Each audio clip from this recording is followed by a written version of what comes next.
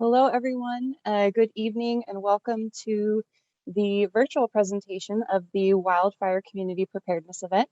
I am Brenna Cruz. I'm the Operations Coordinator for the Disaster Management Department at Clackamas County. I just want to thank you for joining us on your Friday evening. We have a lot of great content and speakers prepared for you. And I just also would like to ask, or at least let you know, that we have the event format will allow for Q&A after each of our presenters have completed their presentation. So at that time, we ask that you either use the raise hand feature or you can insert your question into the chat. And we will call on you as best as we can and make sure that everyone has an opportunity to ask their questions during that time. So without further ado, I'd like us to get started with our community planning presentation, and I will turn it over to Interim Deputy Disaster Manager Jamie Poole. Good evening. Thank you all for joining us tonight. So I'd like to talk about some community planning efforts that we're doing in our office currently, and this is around the Wildfire Protection Plan. So we're currently in an update of this plan. The last plan was completed in 2018, and it is updated every 5 years. And we're hoping to have this current plan updated by mid to late summer of 2022. This plan actually, it involves all of the fire protection agencies within the county, but it's also about the residents, and we want to kind of get your feedback as residents at the local level for input into this plan. So there is a survey that's out currently, and it's at our website at clackamas.us/wildfires. And your input would be really appreciated to be put into this plan update. The plan really guides the county officials and fire agencies around wildfire protection actions and things to implement in the future for increasing our preparedness. Traditionally, it's actually for the fire districts to strategize wildfire risk reduction actions, and it enables the fire agencies to apply for grant funding. So the grant funding really enhances their capability to take those actions to mitigate the risk. So again, if you can please visit that website, that would be great. The survey is only about 10 to 15 minutes long. There's also a Spanish version. So if you know folks that would like to take that and they prefer the Spanish version, that's available as well. And if you have other questions or want to take action at your home, we hope that you engage with your local fire district, and we will hear more from them as well tonight. So thank you. Thank you, Jamie. Are there any questions for Jamie? Again, you can use the raise your hand feature or type them into the chat. Okay, not seeing any. So we will move on to our next speaker. We're going to be discussing Firewise and Defensible space planning. Chief Jim Walker. Okay, I too appreciate the opportunity to be here today. I'm Jim Walker from Canby Fire, and I work primarily with community risk reduction. And so like what was mentioned, I'm going to talk to you a little bit about those things that you can do around your home. So up until about 2 years ago, most of us probably read stories or saw pictures of on TV of homeowners, talking about devastation after they returned from a wildfire. And most of those stories really came from Colorado, California, Washington, and then of course in certain parts of Oregon, which are really Southern Oregon and Central Oregon. But after 2020, we witnessed that wildland interface fires can occur in all parts of our state, including here in Clackamas County. And we've had multiple over the last couple of years. And now that we know that wildfires can occur anywhere, What can we as homeowners do to better protect our homes, our property, and more importantly, our families? So for those of you in attendance tonight, you've already taken that first step, which is to gather information. So what I would really like to talk about with you tonight is how you can improve your home's chance of surviving a wildfire. So the first is be ready. Create and maintain defensible space and harden your home against flying embers. And I'll talk to you a little bit about flying embers a little bit later. The second is get set. Prepare your family and home ahead of time for the possibility of having to evacuate. And there'll be other folks talking to you tonight about evacuations and evacuations levels. And ensure that you have a plan of what to take and where to go. Also get set by learning about your community's response plan for each disaster and where to turn for information and notifications, which will also be talked about a little bit later. And then the third is go. When wildfires strike, go early for your safety and take the evacuation steps necessary to give your family and home the best chance for surviving a wildfire. So the be ready phase is really the part where homeowners can make the biggest difference in the prevention and spread of wildfires, as well as mitigating the damage of a wildfire occurs. So it all starts with creating defensible space. And there are several steps that homeowners can take to make their homes and property defensible in a wildfire. So we'll talk about each of those. So the first one is define your defensible space. You define it by creating a 30-foot zone of fire resistance around your home on preventing fires from starting near or spreading from your home. So keep things that can catch or start a fire away from your house. The other is reduce flammable vegetation and brush around your home. So replace flammable shrubs with those that are fire resistant, such as vine maple and lilac. And there's a really good site, and you go onto the website and you go to OSU, Guide for Fire Resistant Plants for Home Landscapes. They've got some really good tips. And there's some other agencies that have some really good tips as well, with Keep Oregon Green and the Oregon State Fire Marshal's office, as well as the county. The third is reduce the density of nearby trees. Remove or thin overcrowded or small diameter trees. When we start talking about defensible space, people always think that they've got to go out and clear everything down to mineral soil around their home and out 100 feet. That's not the case. What we want to do is we want to start out from 100 feet and then slowly thin the brush and the trees as we move closer and closer to your home. So prune low-hanging branches from the ground to eliminate those ladder fields. And when I'm talking about ladder fields is that when a fire approaches a home, we have a better chance of defending your home if the fire is on the ground rather than in the brush or in the trees. And so by you getting rid of those ladder fuels or those fuels that actually touch the ground, those branches, low-lying branches or shrubs, and you trim on up anywhere from 3 to 6 feet, that allows the fire to stay on the ground and not get up in those ladder fuels. The fourth is keep grass and weeds cut low. Trim grass and weeds to less than 4 inches to prevent rapid spread of fire and high flames. And as most of you know, we've had quite a bit of moisture here lately and a little bit of sunshine mixed in, and we've seen our grasses growing. And this is really that time of year prior to going into fire season, prior to going into those dry conditions where you can actually be out there mowing your lawn. And that too does make a difference. The fifth is clear wood piles and building materials away from your home and outbuildings. So keep burnable materials at least 20 feet from your home and outbuildings, and clear all brush at least 10 feet away from the wood piles and the debris piles.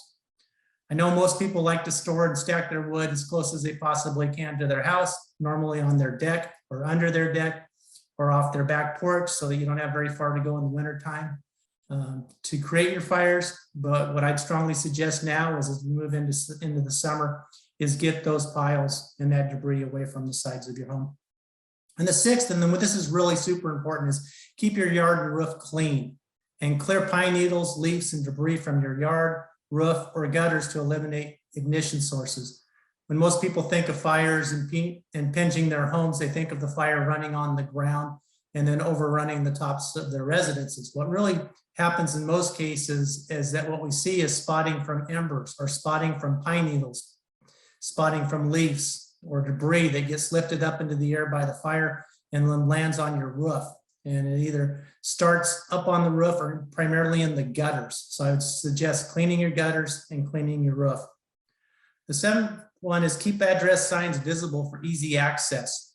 Post easy to read address signs and trim vegetation away from driveways so firefighters can find and access your home quickly.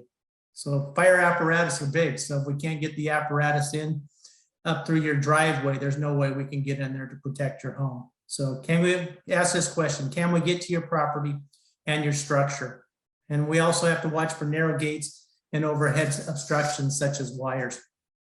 8th is choose fire resistant roofing materials. So use fire resistant materials like composition shingles, metal, or tile roofing, and install spark arresters on chimneys to prevent sparks from igniting your roof or surrounding vegetation. And 9 is use alternatives to burning debris.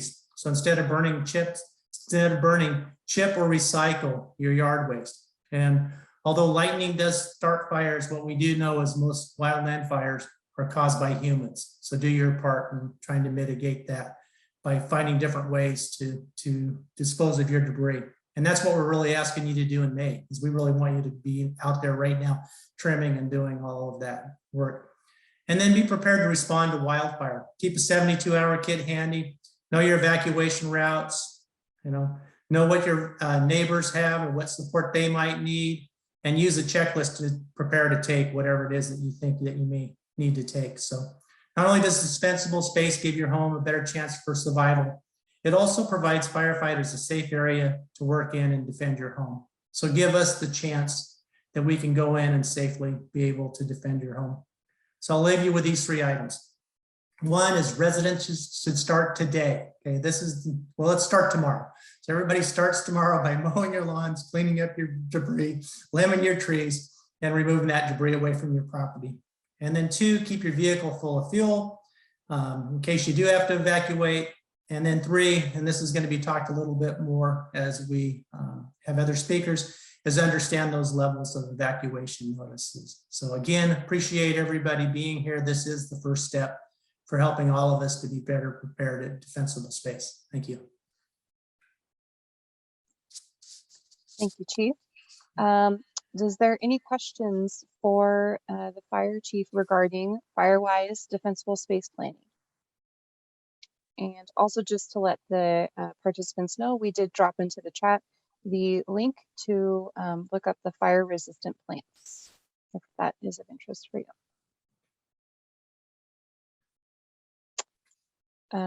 Jim, you have a thank you very much. That was very helpful. Thank you, Ron. I appreciate that. Okay, we will continue right along here to discuss evacuation readiness. Captain Brad O'Neill. All right, thank you, Brenna. Welcome, everybody. My name is Captain Brad O'Neill. I have the honor of running your 24/7 patrol response in unincorporated Clackamas County for the Sheriff's Office. When we talk about evacuations, a lot of people don't know how do we come up with the evacuation levels and who has the authority to do that. The authority to order evacuations lies upon the sheriff and the sheriff's office. But how do we do that? I'll tell you, after the 2020 fires, we learned a very valuable lesson.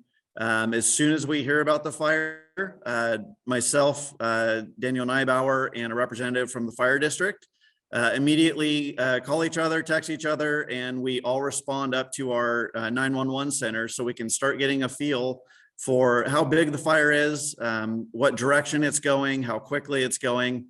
And really, we take all that information working together to develop those evacuation zones. Our goal is to have 3 different zones, 1, 2, and 3. However, if a wildfire pops up in your backyard, we don't have time to get with you and say, okay, you're a 1, and then 30 seconds later, okay, now you're a 2, and then 30 seconds later, now you're a 3. Sometimes it pops up and you're an automatic 3 and need to go now. So that's why it's really important to do what Jim was talking about and having that 72-hour readiness bag ready to go. So our goal is to not keep people out of their residence for long periods of time. We have the initial evacuation part, but we also need to evaluate the safety aspect in order to allow residents back to their homes. So there's things such as downed trees, other hazards, public utilities, power lines may be down, gas meters may be broken. So we really want to ensure that your community and your neighborhood is safe before we open that back up to allow you to go back to your house. Ultimately, our goal is to protect life. And so we do everything wrapped around that to really protect life up front, first and foremost. Now let's talk about roadways. One of the biggest things we heard about the 2020 fires was where the roads were just so jam-packed that nobody could go anywhere. It's important to keep those roadways clear for those people who are needing to evacuate. The issue with the 2020 fires is we kind of had the southern and the eastern evacuation routes cut off because we had so many multiple fires going at the same time. So really that only allowed us to push people north and west. Well, what do we have to our west? We have a big river. There's only so many places to cross over that river. So most people had to funnel in through Oregon City, and that just jam-packed with so many cars. The infrastructure in this county is not built for everyone in the county to jump on the 2-lane roads at the same time. So what we're asking is, if you don't need to evacuate, at least stay off the roads. Allow those that do need to evacuate to be able to utilize those roadways. And then plan multiple different ways to evacuate. If you're evacuating to friends or relatives, say up north, but the roadways are starting to get heavy going north, well, maybe think of a southern route that you can go and cut over to a major interstate like I-5 to then go back north. So just keep those in mind, different ways to evacuate your neighborhood and your area to get to safety. So what happens after you evacuate? Safety and security is secondary to protection of life. During the wildfires, there's a lot of concern about criminal activity. If I leave my property, people are going to come and burglarize my house and steal my property.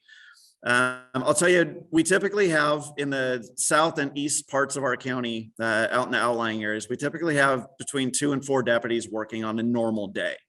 During the fires in 2020, we had upwards of 30 to 35 police officers out and about patrolling those areas at any one time. So there's a significant increase in patrols in those areas. We were able to curb a lot of criminal activity and then catch those that actually were committing some of those crimes out there in your areas. But one thing that you can do is lock and secure your valuables. Maybe that's something you're going to take with you. Maybe you have a large safe at home that you can store all your valuables in.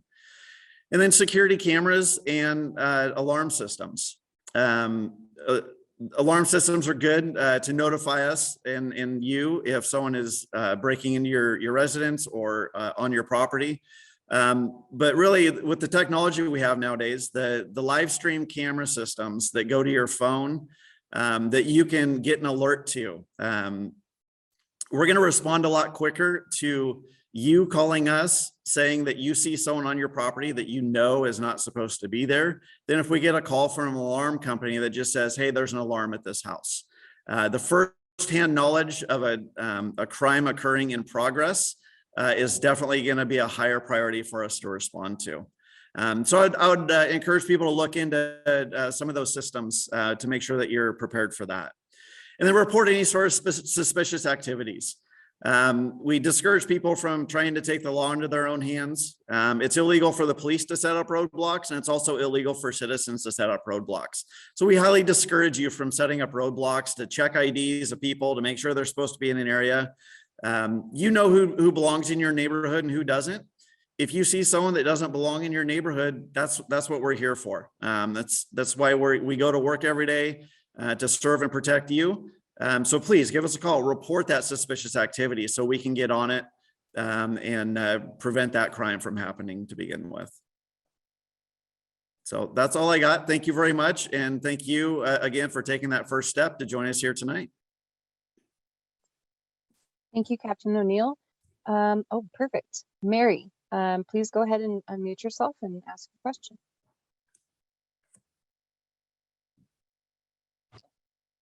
Okay. What number gets used when we're reporting those things during an emergency? Not 911, right?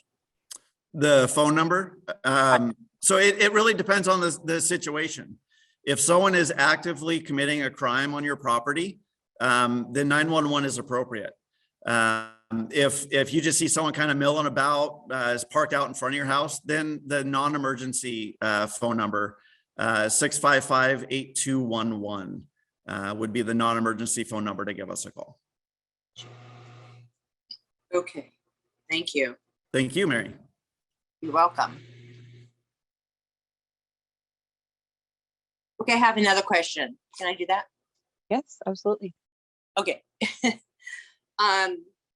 When Highway 213 got bogged down, it took 4 hours for my daughter to get from here to,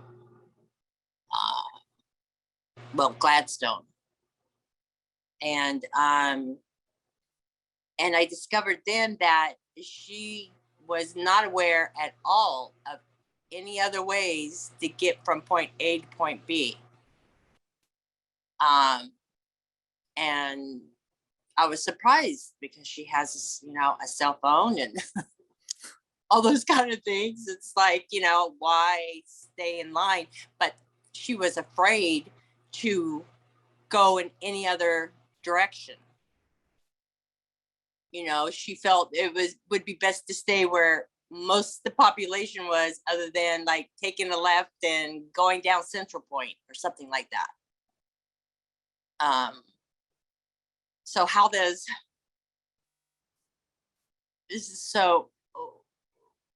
you plan for something like that? I mean, is there someone to call to say, or is there a way of evacuating where, when the whole town of Malala was evacuated, could we have maybe done a certain part, like from A street to B street, evacuate, and then give them, a certain amount of time, and then evacuate, the people that are further away from the threat of the fire? Yeah, so we do look at that as far as evacuations. When we have time to plan evacuation zones, we take that into account. We try and break off zones in smaller chunks to allow better travel on roadways. As far as other options, like during the 2020 fires, there's several different apps that you can put on your phone that have live traffic on them, and you can plug in, hey, I want to go to Clackamas Town Center, say. And some of the apps out there will actually find the quickest route. However, during that time, the quickest route was probably right exactly where she was, just staying on Highway 213. Right. Yeah, it's a little scary. I watched a documentary on the fire in California where the people were stuck on the road, and it was just a very scary situation. So, It is. Thank you so much for your questions, Mary. Oh, sure. You bet. I've got like 2 big files of wildfire preparation. So I'm totally into this. Thank you. Thank you, Mary. Are there any other questions from our participants? You may either use the chat feature or raise your hand. And then I wasn't sure, because I think I saw a hand go up as well right before Captain O'Neill was speaking, and I wasn't sure if there may be also a question for Chief Walker regarding our defensible space planning.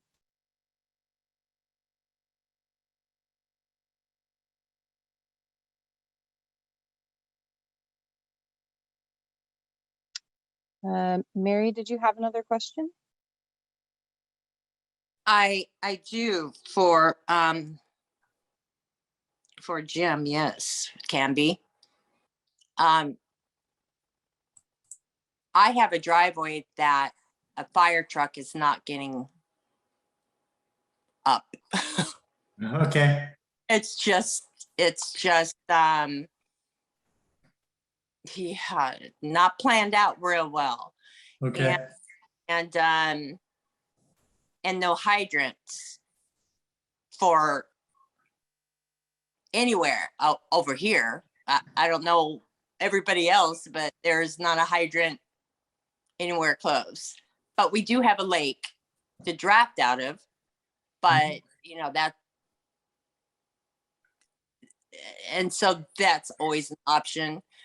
Getting a water tender up here, you'd have more, you know, a water tender probably wouldn't have a good chance of getting up here either. And you'd have to lay an awful lot of hose to be able to get up here, and you'd be going uphill. So, you know, it's just not a good situation. There's other way to get to the house. But that also is not a real viable. Yeah, What Mary, do you- and as you, oh, sorry about that. But as you know, Mary, it's when you've got a fire and it's rapidly approaching, there's not a great amount of time for us to be able to go in and assess different routes. And I think that's why it was really important, you know, that we talked a little bit about addressing. The other piece of it is, you know, we try to look at road systems at least 12 feet wide and 20-foot clearance so that we can get water tenders or other types of brush apparatus in there. You're not going to really see us out there in our big type 1 engines, which are the ones you see within the city, because they do require hydrants. So we're going to be out there with those ones that can pump out of a lake, that are smaller diameter and are made to be able to actually go into some of those areas. So we do have some smaller vehicles. So it would just depend on, you know, how clear of defensible space do you currently have around your home. And if you can't do anything about your road, then that's what I would strongly suggest is prep around your home, because that may be the only thing that's going to defend your home is the work that you do in clearing that brush and debris. So the lake that's behind the house, each home that lives around the lake owns a part of the lake. And my thought, if I had to use the lake water, would be to get some connects already put in so that you wouldn't have to be like drafting out of it. I mean, is that something that can be done or discussed as a community, or, you know, I don't know what the cost of doing something like that, but, you know, I know that the threat of the fire, if the fire was going to come, the people back there around the lake, I mean, they live off of the lake, but it wouldn't have done them any good because there's no means of drafting out of the lake other than on the side that I own. Right. Yeah, those are great questions, Mary. And what I would suggest that you do is go ahead and give our office a call there at Canby Fire, or you can call me and I'll have some conversations with you about those types of things, because we can have dry hydrants installed. It's not extremely expensive. It's a lot easier for the apparatus then to draft out of your lake. So it's not a huge expense, but it does make it a lot simpler and a lot faster to have something like that. So if you give Canby Fire a call, I'd be more than happy to have and ask for me, I'd be more than happy to have a conversation with you. Thank you, Chief. I think that's also a great reminder. If there are any other attendees on the call and they would like to discuss their planning and Firewise defensible space for their specific property, that they can contact their fire district or fire agency to learn from their experts. So now we would like to transition to our evacuation communications presentation, and I will turn it over to Interim Director Daniel Neibauer. Thank you, Brenna. Well, Chief Walker and Captain O'Neill already talked a little bit about evacuation and the levels, but I'm going to get a little bit more into it. As Captain O'Neill said, our intent is always to start at lower levels, depending on the incident, but sometimes incidents occur very quickly and we need to go right to the level 3 go portion. And we use these evacuation levels to support a variety of different incidents. Wildfire is one, but it may also be flooding. It could be a hazardous materials release. So we will usually specify in the alert you get why we're doing that and provide you ways to get additional information. So we start with level 1, be ready. This is different than the be ready that Chief Walker was talking about. He was talking about the defensible space, be ready. It's also different than putting together your kit and creating your plan.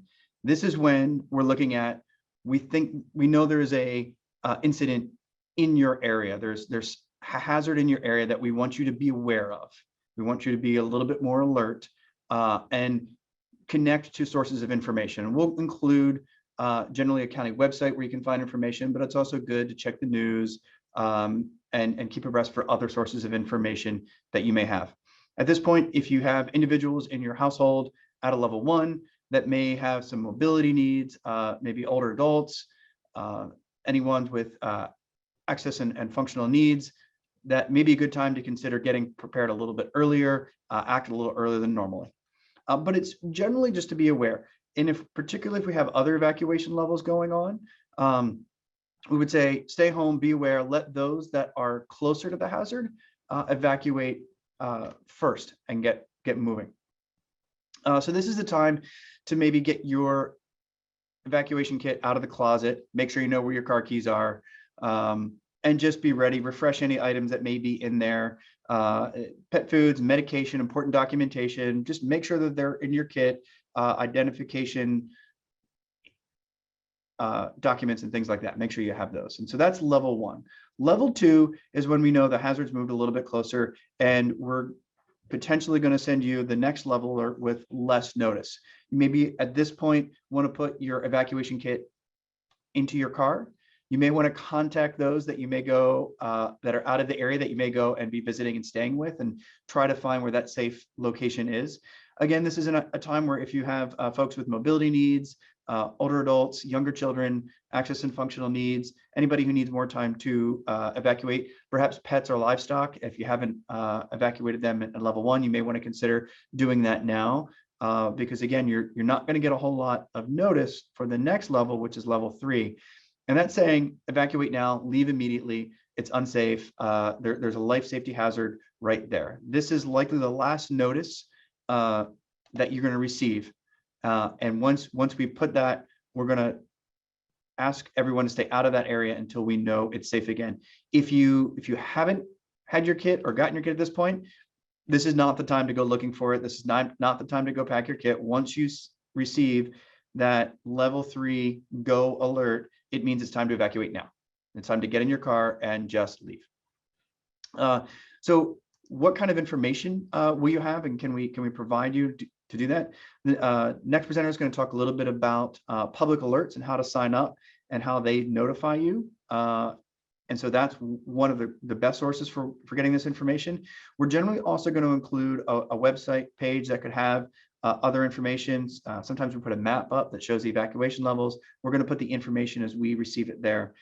Social media is another good location to find. We will put information as we receive it up on our social media, and of course be informing all the media news channels as we can for that. So our general communication sources during an incident are going to be the public alert system and our webpage and the media and social media. Are there any questions?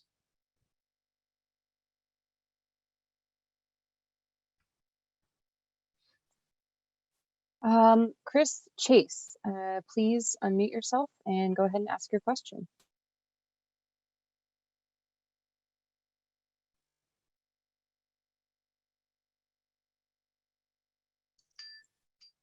There it is. I'm sorry, I didn't. There you are.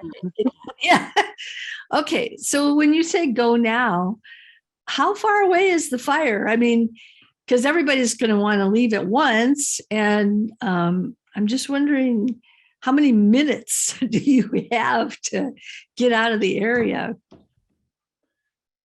Gentlemen, when we say go now, we want you to get in the car and start driving. There's not a defined distance that we do it, because it all depends on what the hazard is and how fast it's traveling. For example, the September wildfires moved very quickly, faster than we see wildfires typically move. So we were putting out level 3s notices to go now pretty much as quickly as we can. It is where we want to build those levels, as Captain O'Neill said. So we typically want to start with a level 1. If hopefully we know the hazard is approaching and coming, and build to level 2 or 3. We also do try to design it, as Captain O'Neill said, so that those that are at immediate risk get that level 3 first and have time to get away. But if we think that the individuals, and based off of the recommendations from fire, then the sheriff's office will make that decision and inform, let us work with how big and where that evacuation area needs to go. So would it be smart at level 2 to leave? I think it depends on how you feel your ability is to evacuate. If you think it's going to take a little more time, if you have pets, if you have livestock, that may be a great time to begin to go and do that. It is a little bit of a balance, because we do want to make sure that those that may be closer to the hazard than you at that level 3 Right. have a free road to an open as possible road to get going. But I would definitely be very prepared at a level 2 to be able to get into your car at any moment and go. Thank you. Thank you, Chris. Mary, did you have a question for Daniel? You. I didn't have any cell phone service, and I didn't have any electricity. So I don't know how many people were in the same boat, but that's what I was struggling with. And so I had a generator, and that got power to me, but no cell phone service. And so it's quite difficult working around that. I mean, and the electricity, I believe it was with some trees had fallen or caught on fire and took some wires down. And there were also like no motel rooms available because they were all taken. So if you needed to be away from your home for any length of time, there weren't any accommodations. And if you have livestock or needed a place to go, it wasn't really readily available out there.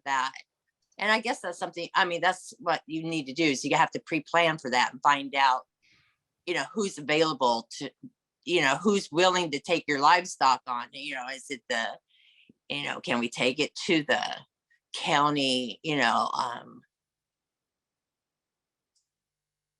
well, I mean, a lot of people volunteered to take people's livestock, and that was really nice, but boy, it was quite a cluster for people. Hey, Daniel, can I jump in and answer part of that? Please, Captain. So Mary, Captain O'Neill here again. Yeah, there are times where you may not have electricity, you may not have cell phone service.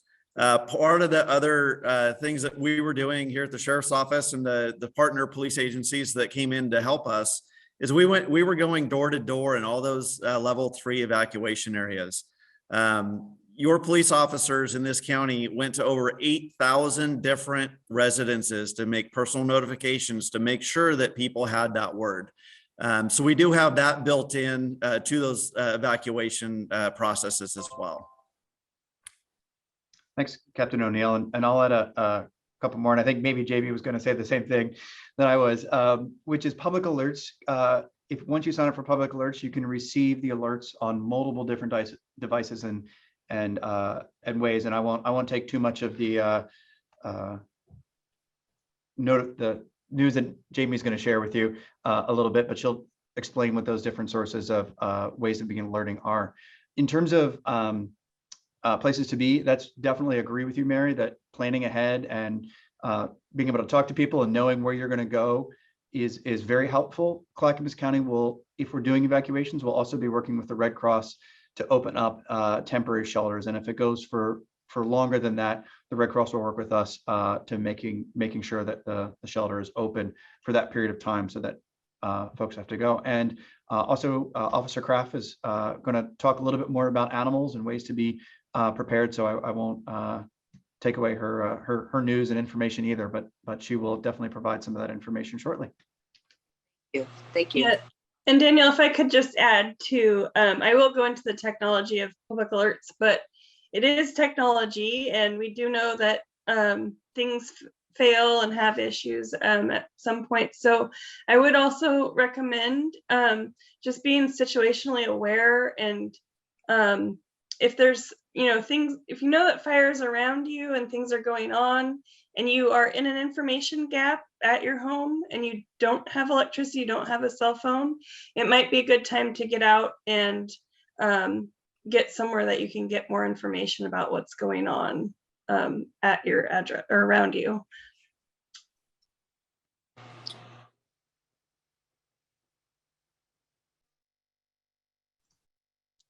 Thank you, Jamie.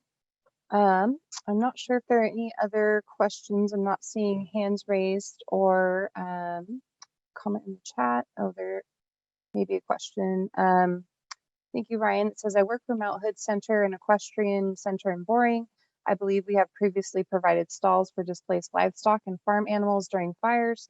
Should I contact my local fire department to set up a plan and tell them we're volunteering again?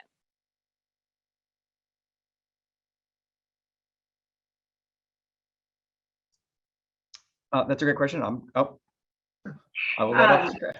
This is Officer Kraft with Clackamas County Dog Services. I do the animal component with our disaster planning. You can contact me to get on that volunteer list at Dog Services. You can find me on the website, or you can come into the office directly.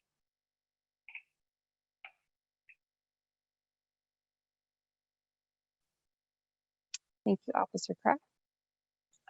Okay, we will transition to our next speaker, Jamie Poole, returning once again to discuss public alerts. Yep, thank you. So again, at that website that we've put into the chat a couple times now, at the clackamas.us/wildfires, you can find a link to sign up for public alerts. And I just wanted to kind of cover what we call, or what public alerts is as far as the name of it, because there are a few different names that float about that people think are different systems, but it's really the same type of system. So we do call our notification system where we notify you public alerts, but there is a brand name of system that's called Reverse 911. So oftentimes people tend to call it that. It's kind of like calling tissue Kleenex. People have gotten used to calling it Reverse 911, but that is a brand name of a system that we actually do not use. But it's the same type of system that we have.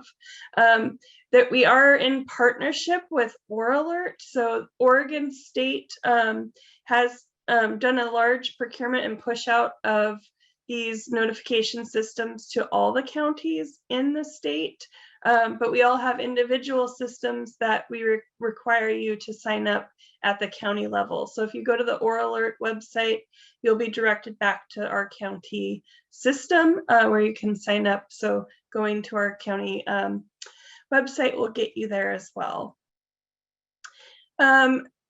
So we do want you to actually go in and sign up in that system. So what that allows us to do is tie your contact information specifically to the address that you want us to notify you about.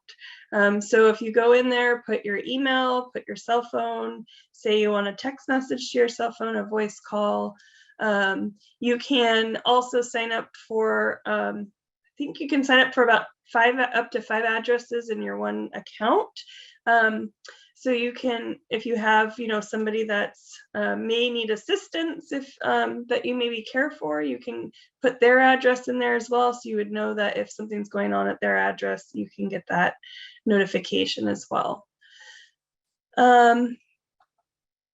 So when you sign up in that system, we will draw an area on the map that's affected, and that's how we know to notify you based on the address that's within that shape. But that's just one part of the technology, and that is the most often used, where if there's even something like super hyper local, like a police activity in your neighborhood, and they want you to stay inside until that activity has resolved. That's what we will use for those smaller notifications. Now, as things get bigger, or and we need to do a wider notification, or really target people that are visiting into the area, we can use the wireless emergency alerts.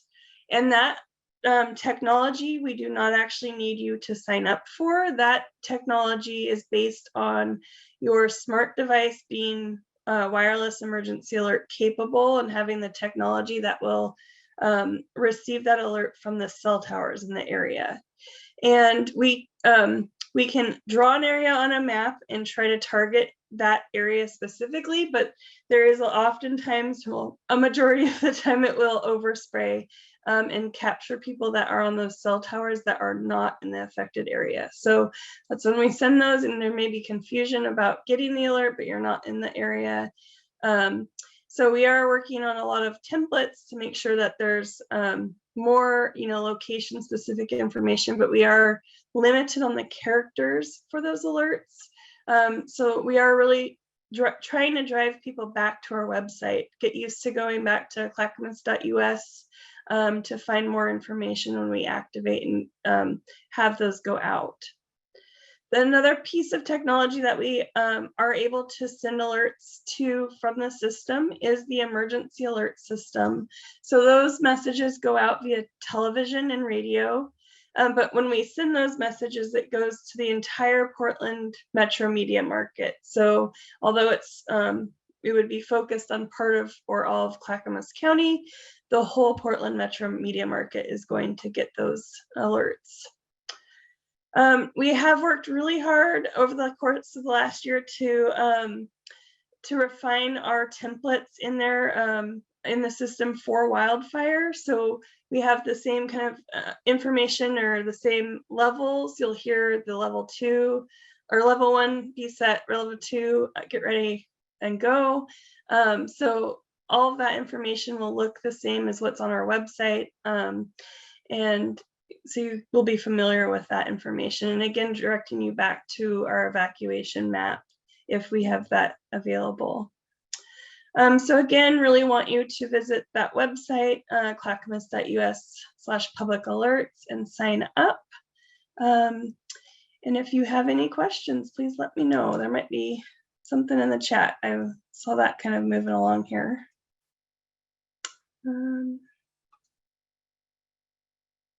Okay, thank you. Oh, sorry, Jamie, one question. For individuals with medical complexities, are the Red Cross centers equipped with things like suction machines, G-tube, feeding supplies, etc.? Daniel, you can help me here. I don't believe so. I think those are things that we want to plan for. But yeah, Daniel, if you could help a little bit more with that one. Sure, we do have, I don't think every shelter is, and it doesn't necessarily always come with that. However, if we have individuals that have those needs, we work with our H3S department in the county, as well as the Department of Human Services at the state level, to make sure that individuals that have those needs can be safe and secure in a spot and cared for properly. So we do that. It's always good if you have individuals with those needs to make sure that the plan contains where you can go, and always contacting perhaps other locations that are far away from where you are, so you'd be out of the hazard area to do that, and then to notify us probably through non-emergency phone number to contact if you're going to a shelter, to let us know that that's there, and so we can make sure that we're as prepared as possible to take care of those needs. But if something happens and that needs to be dealt with there, when that individual shows up at the shelter, we work with Red Cross and develop a plan and get that individual in a safe place with care as quickly as possible. And I will say too, Daniel, if you're able to bring your own equipment or you want to bring your own equipment, it's a good idea to have your equipment labeled with your information. So if you go to a shelter, you get that back as well.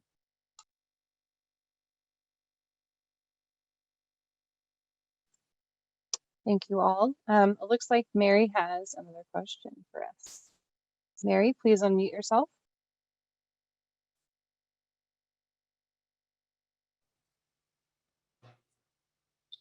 A couple of years ago when the fires were here, we also had the pandemic going pretty strong. And I knew some people who were having difficulties, who had disabilities or they had health issues and everything, and going to a medical facility just wasn't an option. I don't know. Hopefully we don't ever have to run into that again with both of them happening at the same time. But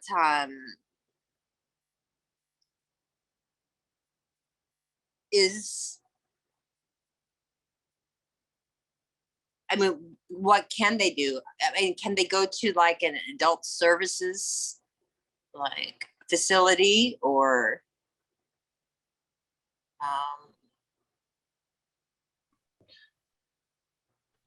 Mary, that's a great question. And the individuals, that's what we work with Oregon Department of Human Services with, and they have agreements with facilities and they know the medical care system. Also work with other facilities in the area. So when we identify an individual that needs that care, we work with them to find that care, and they have teams that do that work.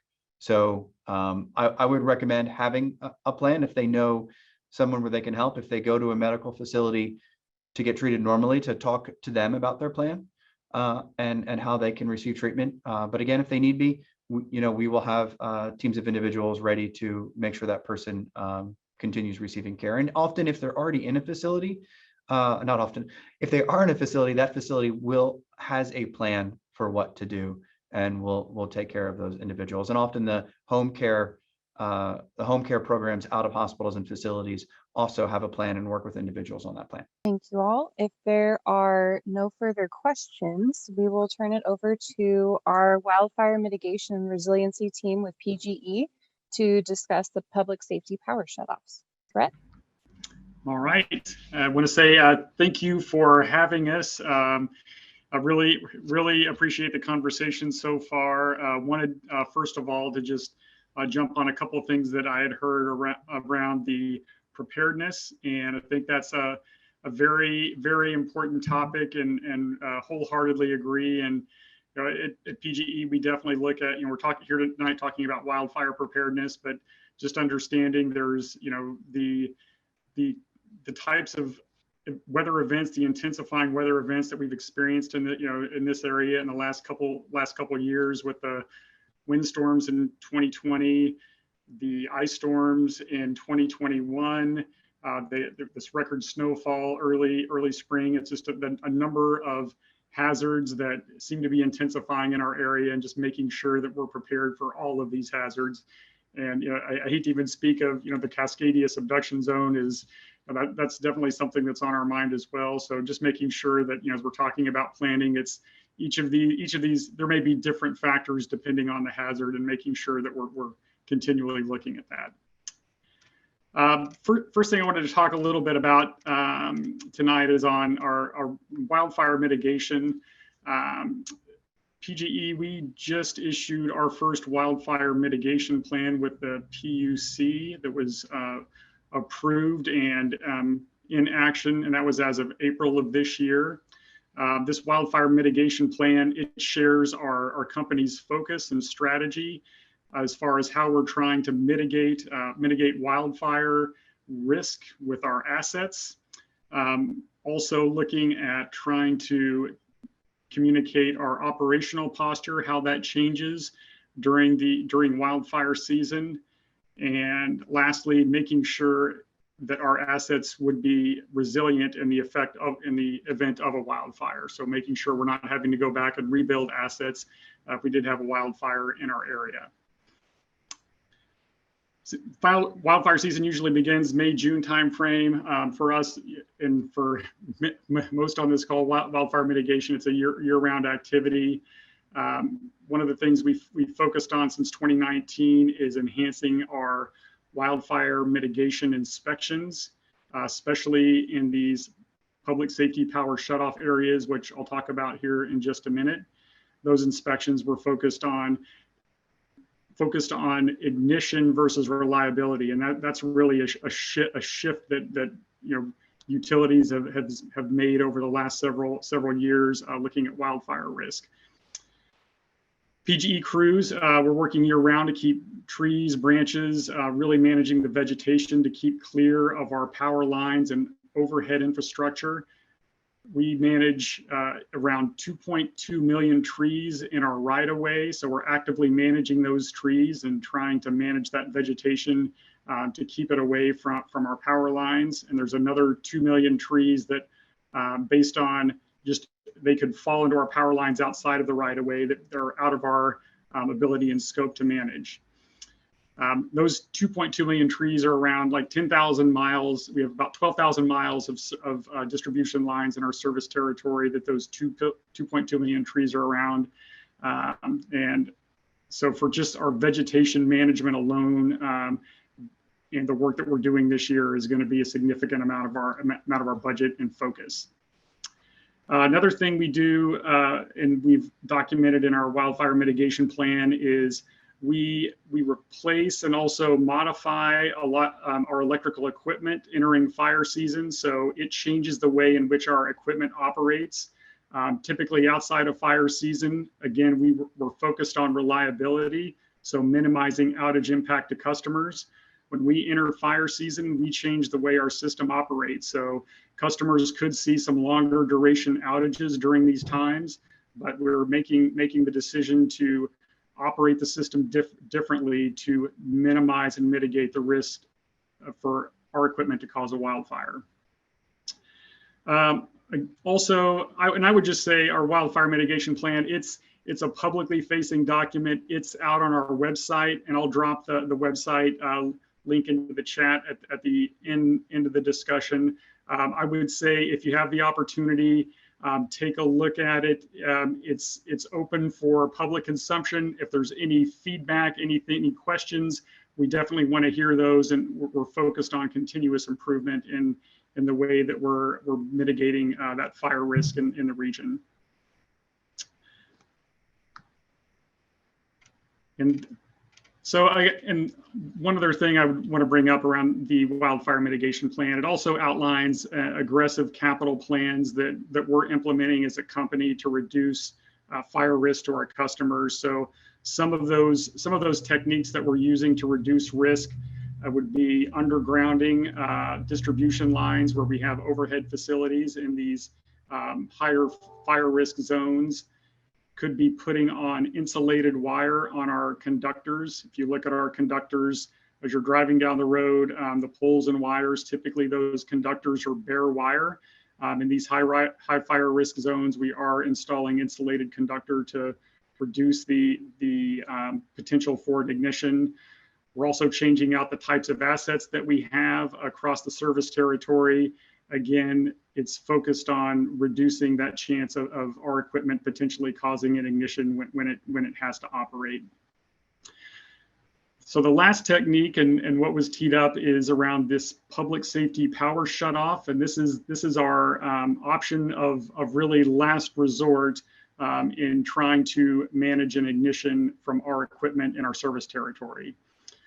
So a public safety power shutoff is very simply when conditions are extremely conducive to a fire being an ignition causing a fire that could expand rapidly into a wildfire, then we will proactively shut off power in high risk areas.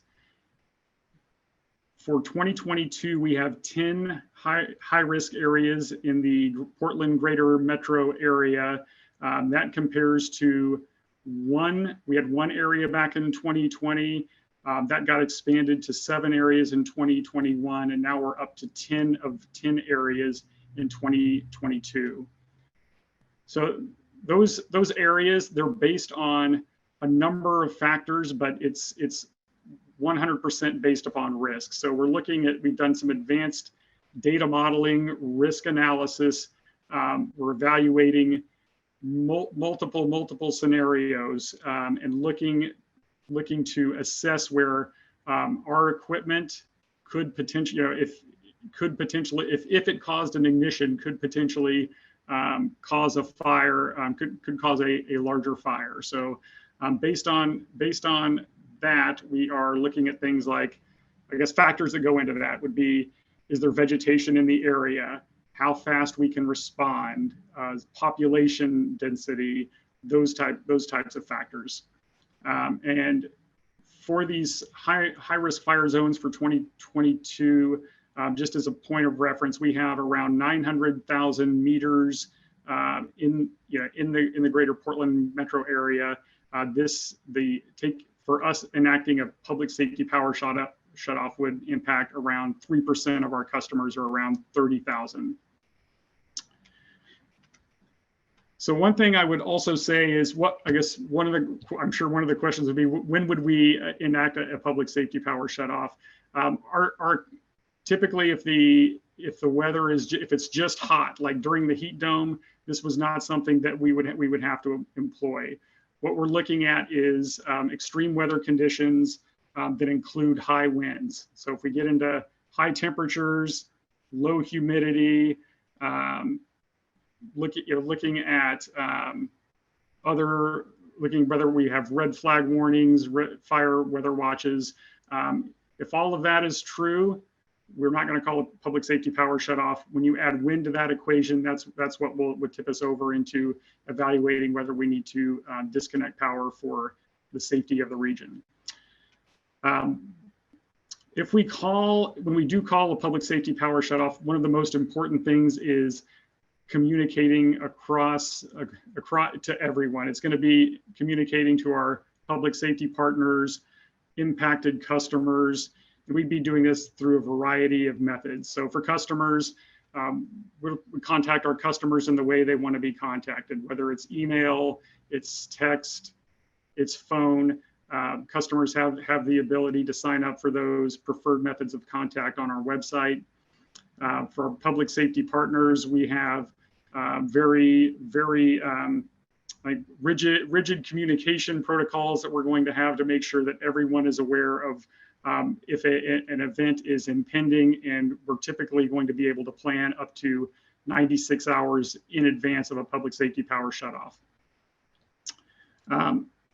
Also, just wanted to point out, we do have programs if we have customers who do have medical concerns and are dependent upon electricity for their needs. Could be a variety of reasons, could be home health devices or refrigeration for medications. So we do have a program where customers can opt in to that medical certification program, and there's additional support that we can provide those customers. Another thing we do during a public safety power shutoff is, this is an event that, where we're making the decision to proactively cut off, to turn off power to mitigate the risk. We will bring in additional resources what we're calling community resource centers, where we'll bring a mobile trailer to these brick and mortar locations. What we're going to be doing here is we're going to be providing information to customers on the expected duration, when we're expecting power to be back on, provide water, ice, charging for electronic devices, Wi-Fi access in in areas close to where we're having to enact these public safety power shutoffs. Another thing I'd point out is our goal over time is to reduce the need for a proactive public safety power shutoff to zero. We want to run this essentially out of our tool bag of responding to potentially events that could potentially cause an ignition. So we're doing that by continually investing in the system. As I discussed earlier, I also want to point out we are installing some additional weather stations across the service territory to give us much better situational awareness. We're also installing and engaged with a lot of technology on the camera front that we're working on with our public safety partners on sharing that information, and that's around identifying potential ignitions that could happen from a variety of sources across our region. These cameras can pick up smoke, and we can alert public safety partners or our own internal personnel if it's in our service territory to be able to act quickly. And I think I'll probably end it there. It looks like I saw the chat kind of running through there. So if there's any questions, I would love to answer them at this time. Yes, Brett, we do have a question for you. How much warning time will the customers have before power is shut off? And I think maybe expanding upon that is how will they be notified? Yeah, so our goal is, and I would, for the real detailed answer, I'd point you back to the wildfire mitigation plan. So we have a detailed chart we call the bell curve, and it's essentially we're looking at around 96 hours out from us potentially shutting the power off, we are we have on-staff meteorologists who are going to be monitoring weather conditions and also fuel dryness, a number of factors that could lead to a public safety power shutoff.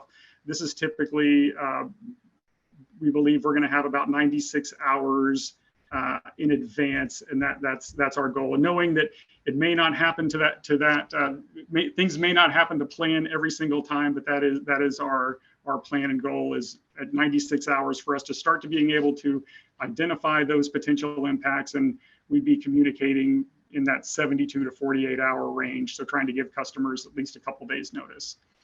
And how we would be communicating is a great question. With customers, we would typically be communicating through the method that is their preference. So that could be text, email, phone. We'd be letting customers know proactively. There's also, if we get to the point where we're 0 to 4 hours out, we're following up with communications to customers as well. So there's going to be communication all along the way from that 72 to 0 hour time frame. Another thing I did forget to mention, and I know I'm going to be using this wrong, but the reverse 911, we are engaged in that process as well to be able to. And really, the reason we have chosen to do that, we know that we have a number of ways to communicate to public safety partners and customers, but also there could be some people that are in our service territory that are here for, maybe they're on vacation, they're in Airbnb, they're camping. We want to make sure that we're communicating to essentially anyone who's in our service territory that could be impacted by a public safety power shutoff. I hope that answered the question. Yes, and I think another great reminder to sign up for public alerts. Yes. It looks like Chris Chase has your hand raised. Would you please unmute yourself and go ahead and ask your question? Hi, you mentioned the risk areas. I wonder if on your website or there's someplace that has a map that shows where those risk areas are that you've identified. And also, you talked about a brick and mortar place where, you could go and get your batteries charged or whatever you need. How would a person know where that is if the power was shut off? Nope, two good questions. First one, I'm glad you brought up the question about the map, because that's something I forgot to identify. Is so we do have a map up on the, and I'm gonna put this in the chat right after this conversation. But on our website, we do have a map that shows all of the areas that could be impacted by a public safety power shutoff. Also, you can put in your address and it'll put the pin there, and you can see whether you're going to fall in one of those areas. So it is on our website and publicly available. And then as far as the locations, we are currently working on those with kind of our partners in the region, making sure that we have those identified and they are going to work and we're well coordinated. So that work is underway. That would be something that I think it could change based on the event and where the impacts are, but that would be something I would expect we're going to be communicating again, with customers through the method they would like to be engaged with. And also this will be communicated on a number of, all the social media platforms, and then also local news agencies as well. Okay, thank you. Thank you. It was a good question. Thank you for bringing that up. I forgot to mention about the map. Thank you.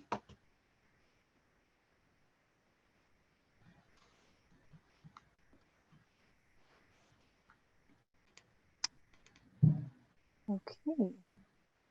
Looks like we do not have any further questions.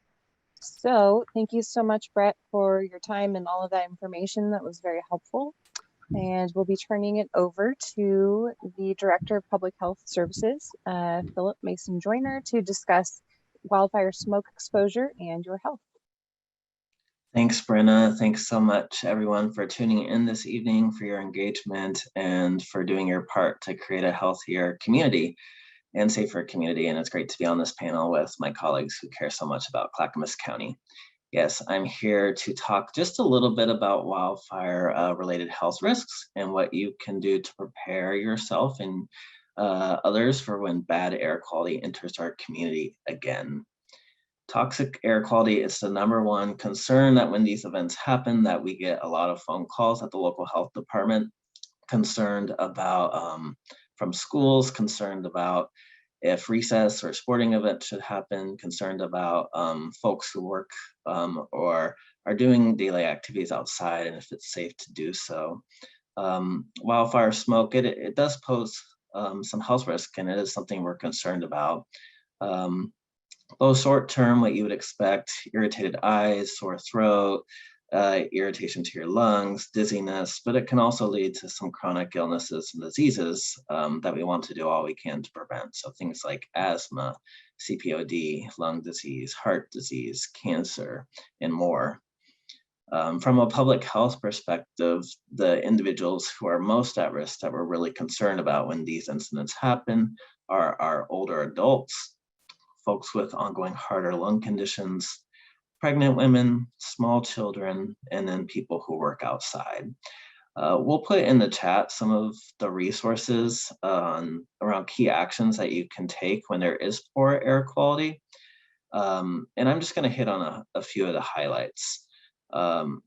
First, if you have the technology, paying attention to local air quality reports on the web, listening to the news, listening to the radio, but also our phones now. If you have a smartphone, have really good, accurate information about air quality. That's a helpful indicator to look at with guidance in terms of if you should avoid being outside or not, depending on your risk level. And in some ways, this is simple. Limit your exposure as much as you possibly can. We also encourage folks to really not add to air pollution when the smoke levels are high. So it does happen, but when there's bad air quality, we really encourage folks not to do outdoor burning, to not have fire pits or outdoor fires, to not be barbecuing. I know from my fire colleagues, we certainly want you to mow your lawn and maintain that all season long. So that way, when the air quality is really bad, you're not frantically trying to mow your lawn to prevent fire risks. So do those things well in advance. And for folks who are playing or they're working outside, that's really concerning when the air quality is high or at toxic levels. Staying hydrated, staying in a cool place, a mixture of smoke and heat is really dangerous to individuals. And there's times, like in the past couple of years, where those activities really need to be postponed or delayed. Inside the home, so you know, assuming if it is really a situational, but if it's not incredibly hot outside, keeping your windows and your doors closed is incredibly important. If you have an air conditioner, making sure that that's maintained and running really well when these incidents occur. You can now get air filters that have the HEPA filters. Those are really, really great tools to look at. A little bit more expensive, but they are helpful. And those without air conditioning, if it is really hot and you are uncomfortable, if you're struggling to breathe, we really encourage folks to seek alternate shelter. Yes, I know in 2020 that was really hard to come by. So planning in advance where you'll go, who you can stay with outside of the conditions. And in addition to the Red Cross shelters, the county, we do open cooling centers in the community across Clackamas County, usually at libraries or community centers that do have AC, that do have some services and some supports to meet basic needs.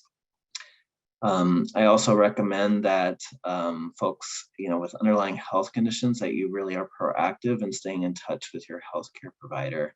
Medications, there's a lot of prescribing guidelines that are in place, restrictions on how much medication you can have at any given time.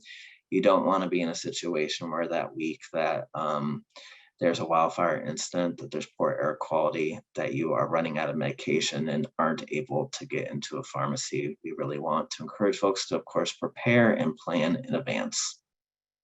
And I think, as a couple of folks have mentioned, it has just been a really tough couple of years. Of course, the pandemic, which I'm very focused on, but also the wildfires, ice storms, heat domes.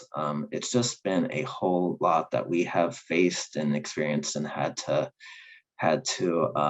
address. And our behavioral health division is a really great, important free service that we have across Clackamas County that provides support for individuals, that helps to reduce the stigma of mental health in our community.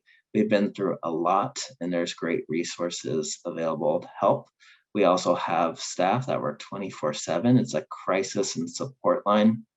I will put that information in the chat, but really important services that we can do to help one another on our mental health and wellness as we continue to move forward. Thank you. Thank you, Philip. Are there any questions for Philip? Okay, well, thank you very much. We will transition to our final speaker, Officer Kraft, who will be discussing animal preparedness during disasters. Hello, everyone. I'm Officer Tricia Kraft with Clackamas County Dog Services. I have a role in the animal response here in Clackamas County. And I'm just here to talk to you a little bit about how to be prepared. So what would you do if you had to evacuate? What would you do with your pets? That's the biggest question. And I think that there's a common theme with everyone is prepare and plan and stay informed. So evacuating with your pets to an unfamiliar location is stressful. It's stressful on you. Your pets feed off of that stress. You want to make sure that they're comfortable and safe. Have an appropriate size containment for them to be in, a crate or some kind of enclosure that they can feel safe in. Have updated microchip information and identification tags in case you should get separated. And then also just their typical comfort items, just like you would need for humans, you would need for your pets. food and water and medications, veterinary information, shot records, things of that sort, updated photo of your pet. And then you would also want to be prepared with their surroundings in advance. As Chief Walker talked about how to have homes prepared, you want to have the same plans for your animal housing, barns and enclosures for your animals, and the defensible space around them, and make sure that they're free of debris and accumulation of waste and things of that sort to prevent fire hazards in those locations. We do have a lot of first responders out there that are trying to get things under control and deal with human issues, and we want them to be safe.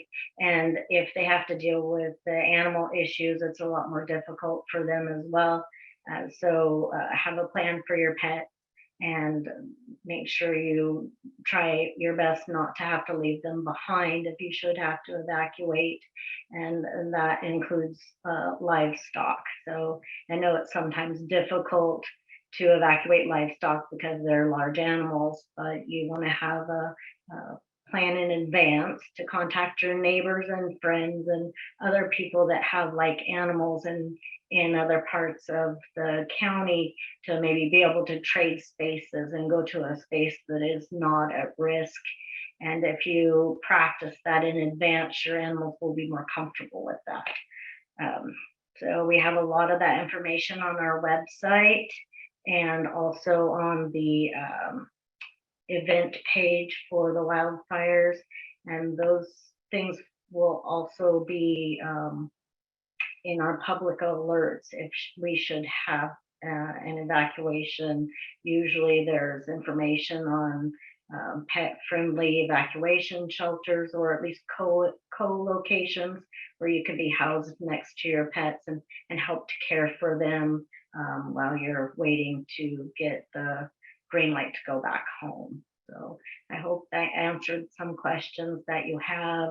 Feel free to contact me. My email address is in the chat today, and I'm here at Dog Services. So if you want to stop in and make an appointment with me, I'd be happy to talk to you about any pet preparedness that you might have questions about.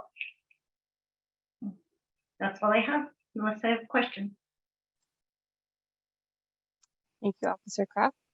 I will give a few moments here in case anyone does have a question. Feel free to either raise your hand or insert into the chat. I'll just give everyone a minute here. It looks like Mary has a question. Mary, please go ahead and unmute yourself. So I try to get all 5 of my cats into my vehicle. They were all freaked out because of everything going on anyway. And they're inside and outside cats. And I would get 2 in the car, go get the 3rd one, put the 3rd one in, and the 2 that were in the car would jump out. You know, it was just kind of a cluster for me. Is there a way to knock them out? I think that would be the only way for me to be able to get them on a short notice of you got to get the heck out, you know, or because I wasn't going to leave without them, you know. I mean, that's my choice, but I wasn't going to leave without them. And I was very ill prepared myself. And so I didn't know, I mean, other than clubbing them over the head and knocking them out and throwing them in the car, you know. But is there like medications that are available for pets that you know, if I open up a can of cat food and put something in there and it knocks them out, I have a better chance of getting them all in a kennel and out. Otherwise, it's not going to be a Well, thing. go ahead. Sorry. Yeah. So you would want to talk to your vet in advance about medication. Sometimes they can give you things. They do that often for like fireworks and 4th of July anxiety problems for pets. So there are some things, but really, Mary, I just recommend trying to get your cats used to being put into crates. Make it comfortable and enticing, and do it when there's not an emergency. You can also get cardboard carriers. Sometimes they're a little easier to get them into, but they're not as secure for long term. So you would want to have something to put them in. We do go to the shelters in the area and sometimes have crates and supplies with us on hand. So if there's somebody that got away from their home and was not prepared, we do have some items that we can give to pet owners to help for securing them while they're at pet-friendly evacuation shelters. Right, okay.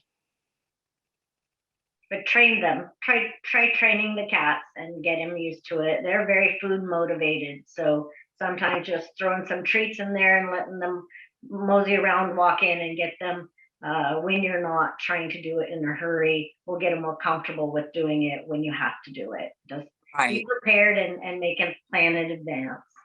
Okay. Thank you. That's good. Be prepared. Thank you, Mary. Just monitoring here if there's any additional questions that we may have. Okay, I'm not seeing any pop up. So I just again want to thank all of our presenters for taking the time to be here this evening and present such valuable information to the community. And I also want to thank our community participants for joining us and then also engaging with us by asking such great questions and really spurring these conversations to get more information. Two important takeaways for this evening are to sign up for public alerts and then also have your emergency preparedness plan and make sure that it is unique to you and your your family's needs. But the important thing is that you took the first step tonight by joining us and getting engaged and being informed and receiving important information. So I just want to remind everyone that the recording for this event is going to be posted on the county's YouTube page. And we will be posting the resources shared, some of the links in the documentation on the event webpage on the county's website for this event. And I just again want to thank everyone, and I hope that you have a great evening and a great weekend. Thank you all.